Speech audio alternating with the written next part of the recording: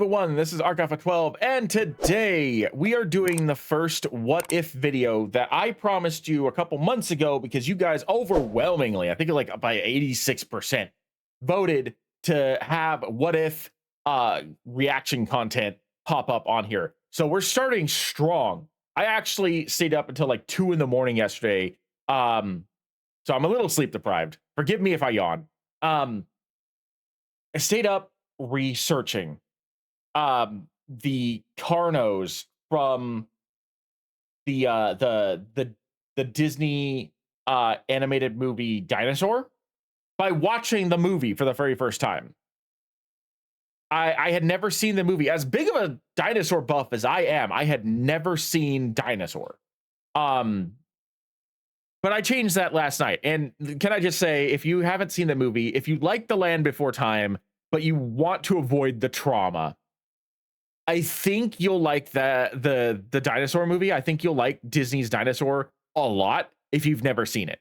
If you like Land Before Time in general, you probably will like this movie because it definitely feels like a retelling of that to a certain degree, but with like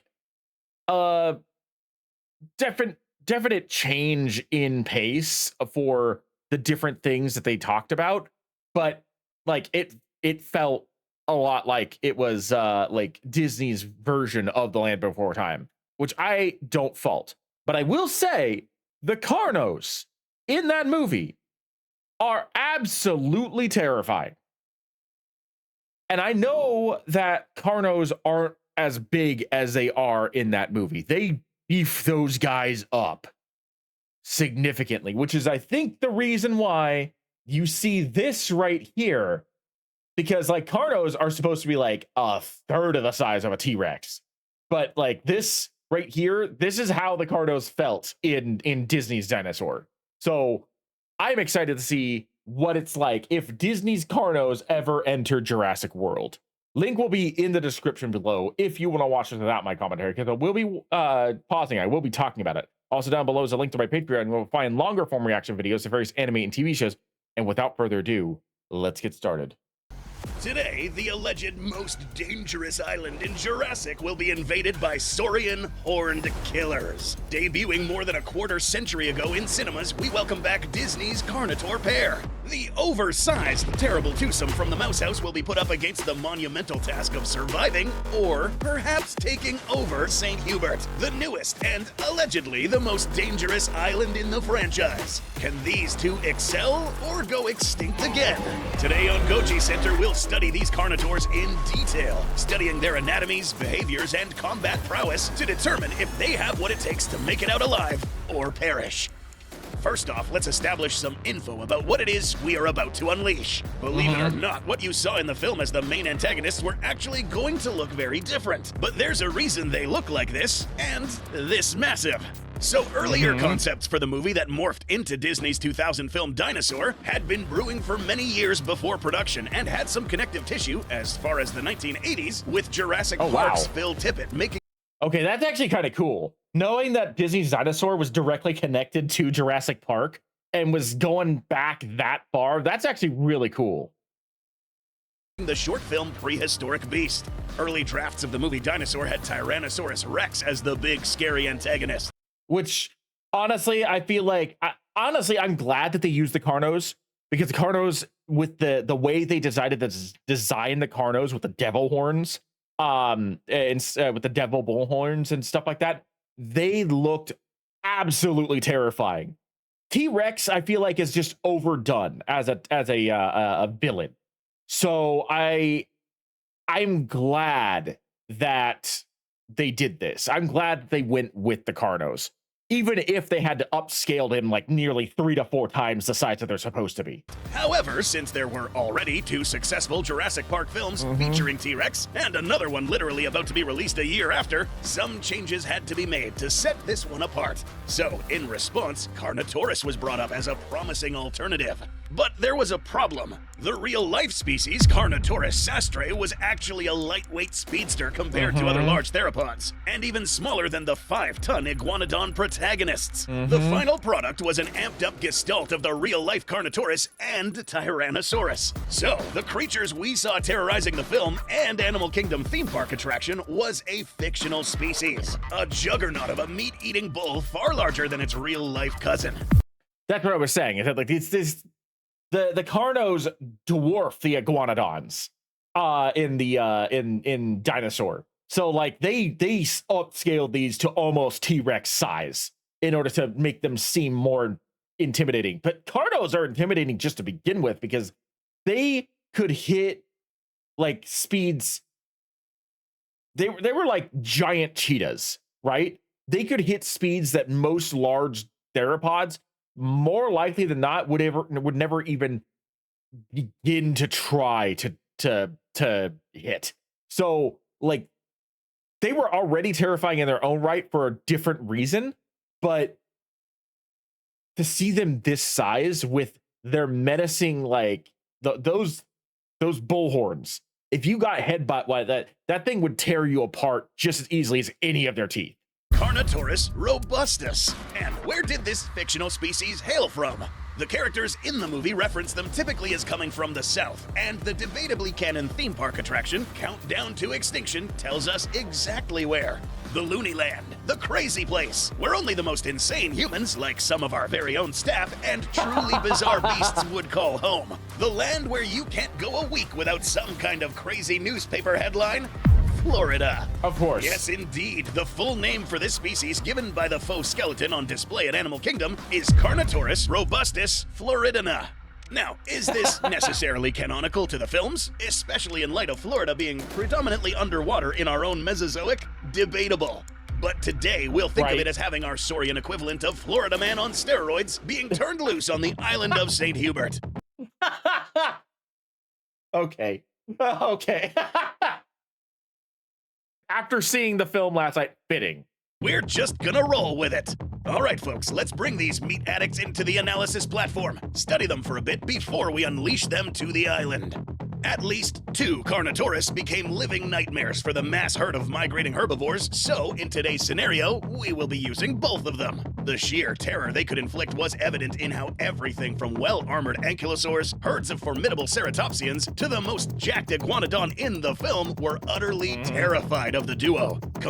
Also, can I just say that I honestly were kind of hoping that like I'm not going to spoil the film, so I'm like I was kind of hoping that certain things happened in a different way. Let's just put it that way. Comparing the two on screen with each other, it does become clear one of them is noticeably smaller, even if this fella is still quite enormous. Figuring exactly how big they're supposed to be is tricky. The problem with CGI creatures morphing in size from one shot to the other is also present in this film, like in Jurassic World, though thankfully not as extreme as in Rebirth.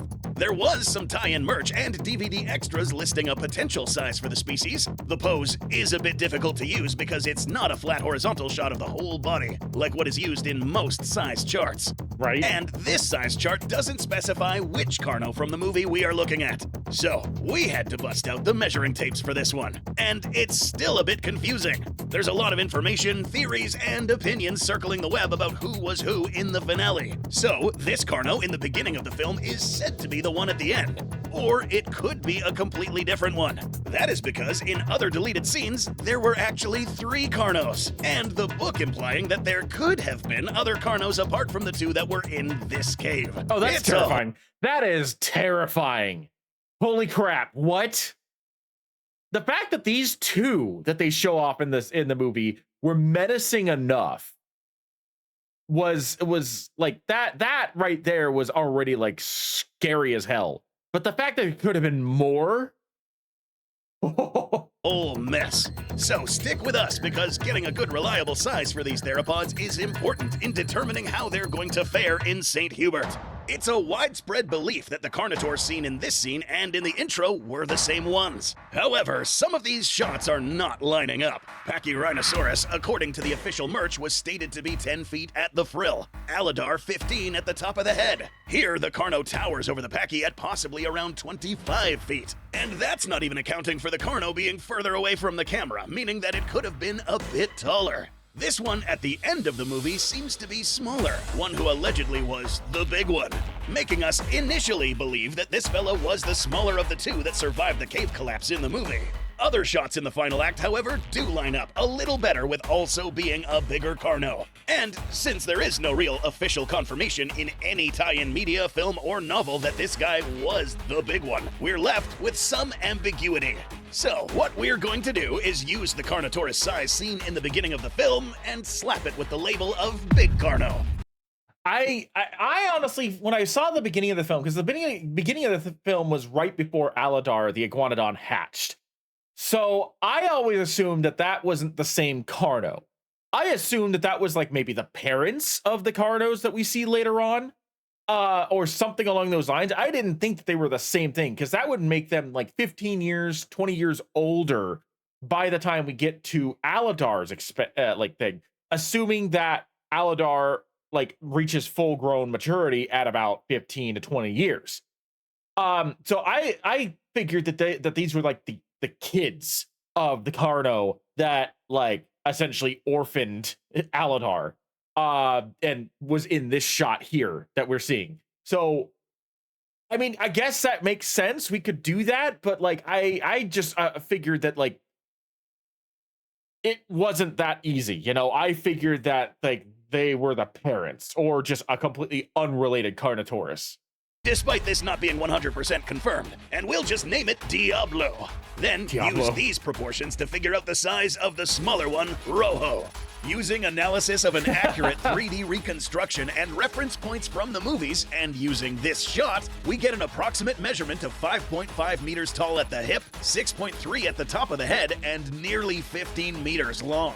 Using volumetrics, this animal at this scale could be anywhere from 16 to a whopping 22 tons. That is insane. This absolute behemoth is approaching sauropod levels of size. Working our way down to the smaller companion Rojo, using selected clips, we can get a measurement of 4.2 meters tall at the top of the hip and total length at around 11.2 meters. Weight-wise, we could be looking at an animal that weighs 9 to 10 tons, very similar to the estimated weights of some adult T-Rex specimens. So what you're saying is that Diablo is almost twice the size of a T-Rex. Holy shit. After all, a skeleton presented at the attraction in the animal kingdom did use a big Tyrannosaurus Rex for a large chunk of the body with scaled up Carnotaurus parts to match. Smaller Carno, aka Rojo. Height 4.2 meters at the hip, 4.8 meters at the head, length 11.2 meters, mass 9 to 10 tons. Big Carno, aka Diablo, height 5.5 meters, 6.3 at the head, 14.6 meters long, weighing at 20 plus tons. But it's not just the size of these bruisers that is impressive. While they are noticeably slower than the real-life Carnotaurus on account of sheer mass, they do still have those proportionally long legs and the robust tail seen in the real thing to put them to use. I was gonna say their legs are just those are thick chicken thighs. Those things would still be able to propel them at an insane amount of speed for probably some decent distance because they are built to run.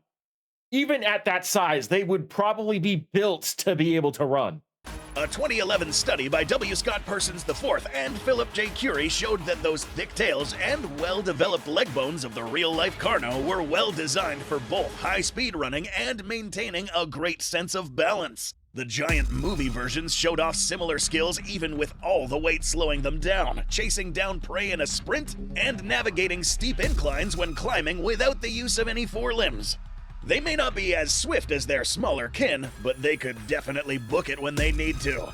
Now, if these two are going to make it anywhere past the first big theropod thrown at them, they need to be able to bite back. Can they? Why, yes, of course! It just so happens that these jaws appear to be a rough halfway point between the real-life Carnotaurus and Tyrannosaurus Rex. So, Carnotaurus and other abelisaurs had a very specific kind of jaw anatomy that was built to snap down quickly but also open very wide, while still having a good bite force of their own. T-Rex, meanwhile, had jaws to crunch and continue to apply pressure while getting a good grip. The Florida freaks are thus able to both crunch down hard enough to inflict nasty wounds, even on reasonably large targets with a single well-placed bite. They may not be. The animation for these guys are incredible, and I hope that there's a mod out there for Jurassic World Evolution 3, because I would love, when I finally get that game, whenever that happens to be, I would love to be able to get these in the game. Able to snap as fast as the real-life Carno or crunch as hard as a T-Rex. But if there were a set of jaws that were a jack of all trades, then it would be these. How much force? Let's just say enough to kill almost anything on St. Hubert. Using a formula devised by Dr. Sakamoto and co., we can determine these bruisers had a possible crunching force of 35,000 to 45,000 newtons for Rojo and 53 to 70,000 newtons for Diablo. And these are conservative numbers. Really, they could maybe be higher. A big misconception about bites in regards to combat, especially amongst big theropods, is that whoever has the strongest bite always wins. While there is a lot of weight behind this statement, would you believe that a ridiculously overpowered bite force isn't always a good indicator of who wins a fight? Sometimes even a fraction of max bite force can kill a rival. A lot of it comes down to who can bite first and land hits on target, more so than who bites harder. That makes sense. As we're going to find out soon. For additional assets, and ones that might be very useful here, are the robust heads and huge horns. 2018 studies by Raphael Delcourt speculated that abelisaurs, like Carnotaurs, were well suited to withstanding hits beyond just biting. When competing against rivals of their own kind, they might have been using these noggins in flank bashing and head-to-head shoving contests. The species is also heavily armored, more so than most predators. The belly isn't as reinforced, but the thick feature scales embedded across the sides and back can help deflect bites and claws. These plates could also be underneath the skin where you can't see them, making these two a lot more armored than they might seem at first. In addition to that, also, just to point out, like, Carnotaurs are notorious for not having useful arms. Like, even T-Rex had arms that were still capable of ripping a person in half. A regular Carnotaur, their arms are basically just like little fins that they use as rudders to help maintain balance. These Carnotaurs from Dinosaur actually have claws that could grip things. They are still small, but they are noticeably larger. And I'm sure that they'll point that out. They are noticeably larger than a normal Carnotaurs, and aren't just used for balance, but also to potentially, like, grasp things. So that's something also to take into account. They have a feature, in addition to their reinforced armor, their extra like strength bite, their horns that they can use to, like, rip things apart. They do have functional claws to a certain degree that could still, while making some superficial wounds, wounds are wounds. And if you're in the battle of attrition and you haven't quite figured out how to put these things down yet, that could matter. A perk of having all these spikes means that the tail is now sharp and serrated, adding even more force and damage when it's swung like a club, with enough strength to knock a multi-ton iguanodon around with a head thrash or swipe. Now, it's understandable it took a cave-in pounding involving hundreds of tons of rock falling down to kill one, and a plummet off of a cliff from unstable ground to take out the other. These two were actually pretty tough. So we are just about ready to send these two to the shores of St. Hubert, once our newly hired Dino Wrangler and channel member gets a hold of his bearings and, all right. There's a new job opening, folks, and here's how to enter. Coming up, the Carno duo enter St. Hubert. Right off the bat, as soon as they step foot on the shores of St. Hubert, the colossal Carnos might just find themselves up against the most dangerous carnivorous force on the island, something that might have felled almost any other newcomers migrating to the region. Spinosaurus, height 4 meters, length 12 meters, quantity 4, possibly more. The quartet of Spinos that patrol the ocean and the shores are certainly more aquatic than their prototype seen on Sorna, but they are still amphibious and capable of getting on land. Whether the Spinos are as aggressive towards other predators as their predecessor was remains to be seen. They did get along just fine with the local Mosasaurus, and they don't seem to be going out of their way to bully the T-Rex, but they still might be very territorial about the sudden arrival of two other massive predators on their beach. If a lone Carnotaurus robustus decided to stand and fight if a confrontation got physical, the journey into the island might stop short at the shore. Even with size on their side, if this was Diablo in a 4v1, that might be too much even for the Juggernaut, especially if the Spinos managed to force the battle into much deeper water, enough for the Moza to take part and finish the deal. Now, these guys could most certainly swim, but they were dinosaurs that excelled in forests and deserts, and would be out of their element in the water. But in this scenario, we have two of them present, and even the mighty sailbacks would have to think twice if they try to bully two big ones. Yeah, that right there, like Spinos, yeah, the four Spinos probably would be able to take one, but with two of them coordinating, and in the movie they actually coordinate very well. I feel like they would be hard pressed to be able to work on the teamwork, because I feel like this is a mated pair. I don't think it's like they're brothers. I feel like Rojo is probably the smaller female, and then you've got Diablo as the bigger male.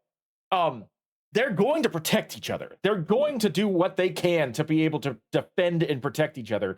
And the four Spinos, they are noticeably smaller.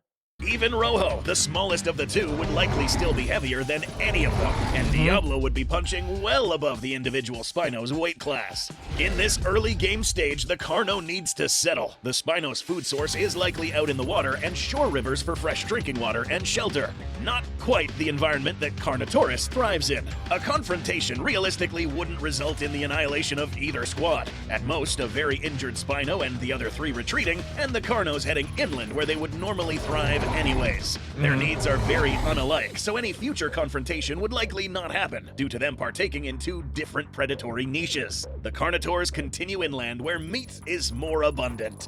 Moving for the spaces where the foliage has been beaten back by large herbivores, the duo runs into its very first and plentiful source of food. Titanosaurus, height 15.7 meters, 20.7 meters in length.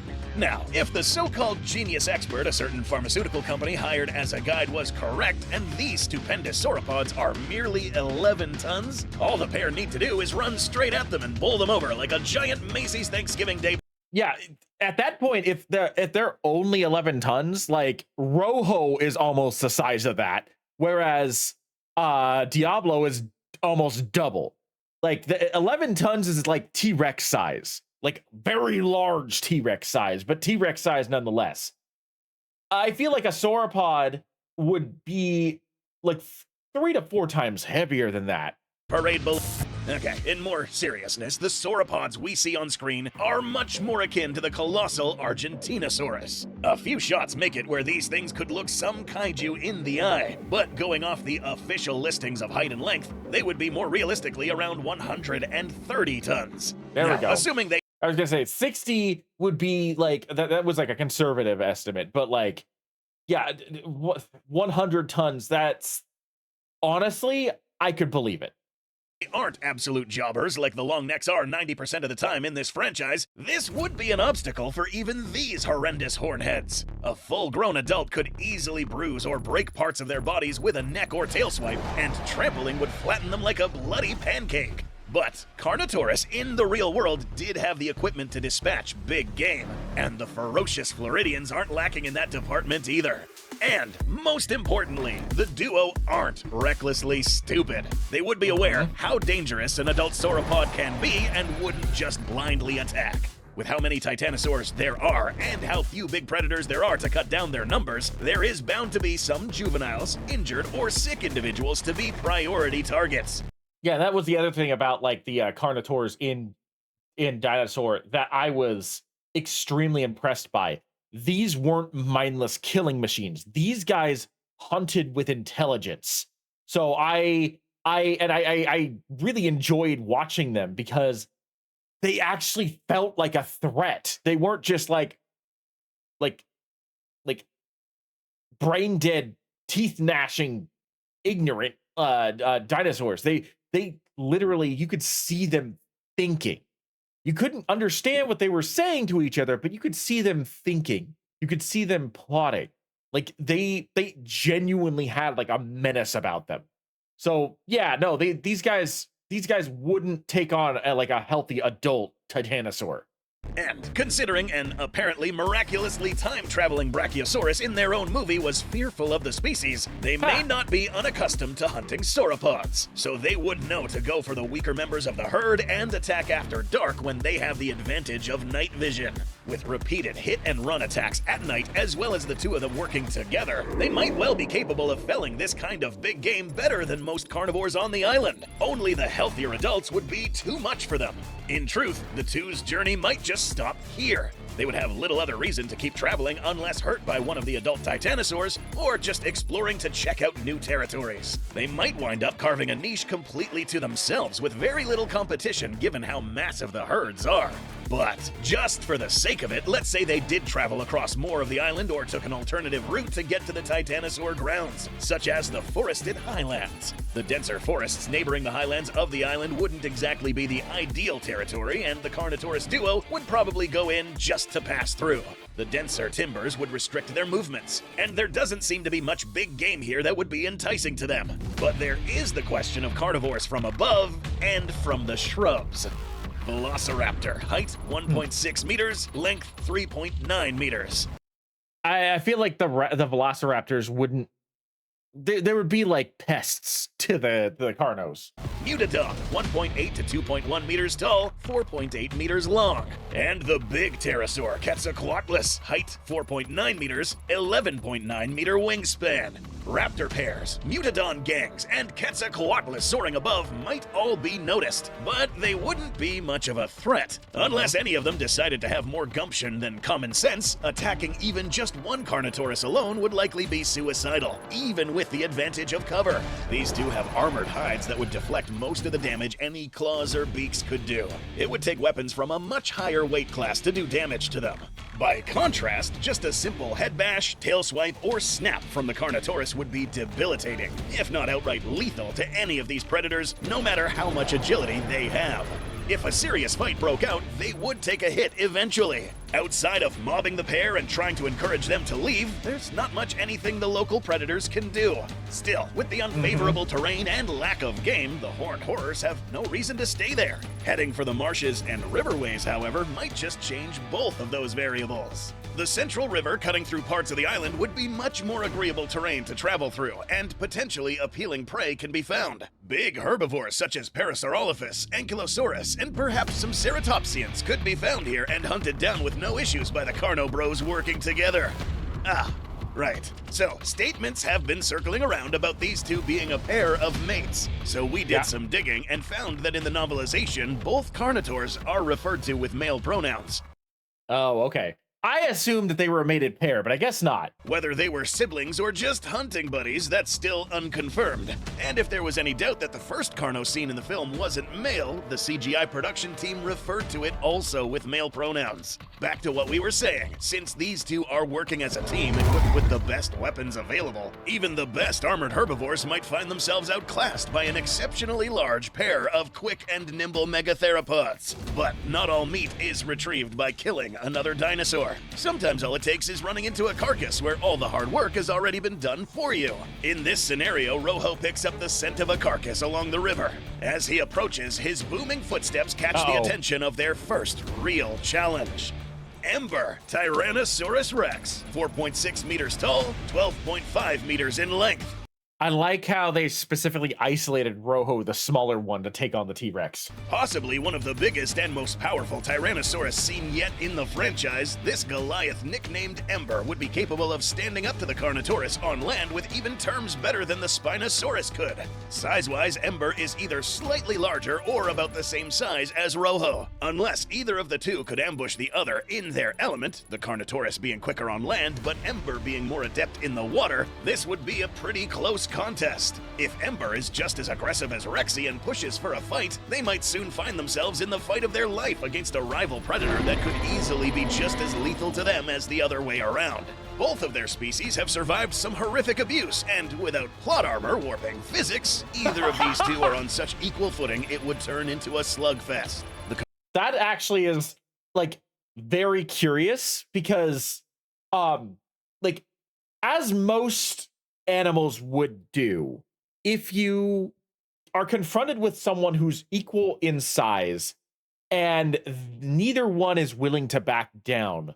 One of them is going to get injured or killed, but typically speaking, fights rarely get to that point in the animal kingdom. Normally, it gets to a point where like they start questioning whether or not it's worth the effort, or if it's worth the effort to just expend whatever you're going to do to try and kill the other guy and just move on to something else. So I'm kind of curious if this is actually how it would go. I'm kind of curious as to, I guess, what Rojo would do against Ember in this case, because the T-Rexes in Jurassic Park are rather stubborn. they don't like backing down from a fight. The motion of splashing water and moving trees would be something hard to miss by any nearby dinosaur. And in the event that the slightly less heavy Rojo gets into trouble, Diablo enters the arena. That's right, folks. Big Carno has entered the chat, and things don't look good for Ember, who now has another 20 tons stacked against him. Ember is a Tyrannosaurus, and if a Tyrannosaurus is anything in this franchise, they are scrappy and will stand their ground if they have to, even against larger opponents. But outside of ideal circumstances, this just isn't a fight Ember could easily win if they went up against Diablo, and they flat out couldn't win if it was a 2v1. The best option would be a standoff, and then the Tyrannosaur retreating into the deeper waters while putting up as much as they can to discourage being attacked. If a fight did break out, Ember would absolutely go out swinging. But crazy Floridians are used to messing with big reptiles in swamps. Numbers and pounds win the day, and T-Rex is presented with a choice: live to hunt another day or die. Things seem favorable so far in St. Hubert for Rojo and Diablo. However, if the Carno tag team continued traveling across the island, it would be perhaps inevitable that they would stumble across the ruins of the humans that warped this island beyond recognition, and the colossal carnivore that drove them out. No. Given that the Carnotaurs have never encountered anything like human structures before, the sight and smell of them might be uncanny enough to keep them away out of sheer confusion. But if they did inevitably wander into the open ground of the old laboratories and worker villages, it would also be inevitable that they would run into the apex of the island. Distortus Rex, height 8.1 meters, length 14.5 meters. Considering the high level of aggression and potentially violent curiosity Distortus has upon seeing anything unusual, a confrontation would certainly break out. Only, unlike any other matchup against any other big carnivore in the franchise, this would be a clash where the Distortus would find itself up against another meat eater virtually in the same weight class and then some. A collision course of Yeah, like I haven't seen the new Jurassic Park, but I have seen plenty of stuff about D-Rex. And I would have to say that, like, when you've got a creature that is the size of a T-Rex and another creature who's double that size coming at you at the same time, yeah, you might be bigger than both of them, but like it's again a 2v1 situation against two very intelligent cooperating units. Titans might shake the island if Diablo and Distortus charged into one another and came to blows. The ferocious Floridian definitely has the speed and agility advantage, with a potentially more armored hide and a bite more adept at slicing. The deformed king has a keen advantage in dexterity and grappling ability, with a bite more oriented at crushing. The shredding chomp of the Carno would be ideal at causing large lacerations on the big but relatively lightly armored Distortus, whereas the crushing bite of the Distortus would be able to cause damage even through that thick armor of its opponent. A full body charge by Diablo might be enough to topple even the Distortus, at the risk of getting grappled. Meanwhile, the Distortus might have the strength to capitalize off that grapple, but wrestling an opponent of equal weight might unbalance the misshapen Goliath. This fight could potentially go either way, and might also be a face-off worthy of a video as well. But having Rojo there to tilt the odds, the chances swing back into Diablo's favor. With a smaller tag team partner, Diablo can land large body blows or take time to aim more critical bites, whereas Rojo can distract and damage the Distortus if it manages to topple or grapple its bigger ally by going for the legs or flanks. If the fight came to blows, it would be a ferocious altercation, and the Carnotaurs might lose a member, bringing down the beastly behemoth if they're not careful. But if any predators could pull it off, they could. More likely than not, however, even the Distortus might decide this fight is not worth it, and avoid escalating the battle past the initial skirmish. With the power and teamwork to go the distance even against rivals like these, the gruesome twosome from the Sunshine State have what it takes to survive this monstrous island. And if they play their cards right, the nightmares of a bygone era might find themselves the new lords of a modern domain. And if you want to see some of this crazy Florida dino up close and personal, be sure to check out Animal Kingdom's Countdown to Extinction ride as soon as you can. Theme park renovations will be happening soon, and this attraction with its iconic museum, statues, and ride is going to be replaced. It seems like the Countdown to Extinction is finally going to be hitting zero soon. And while you're waiting in line to be terrorized by Dinosaur Florida men, be sure to subscribe and check out more on the channel, because we haven't seen the last of these cantankerous carnivores here yet. Good. They might have survived St. Hubert, but other challenges from other possibly even more nightmarish islands still await. Because I am very curious. I am very curious about whether, like, I know that Indominus Rex is dead at the point of rebirth. I know that, but I am kind of curious as to whether or not, like, Rojo would stack up against the Indominus Rex, considering that the Indominus Rex was bigger. It was almost like Giganotosaurus size when compared to Rexy. I could be mistaken about that, but I think it's almost Giganotosaurus size compared to Rexy.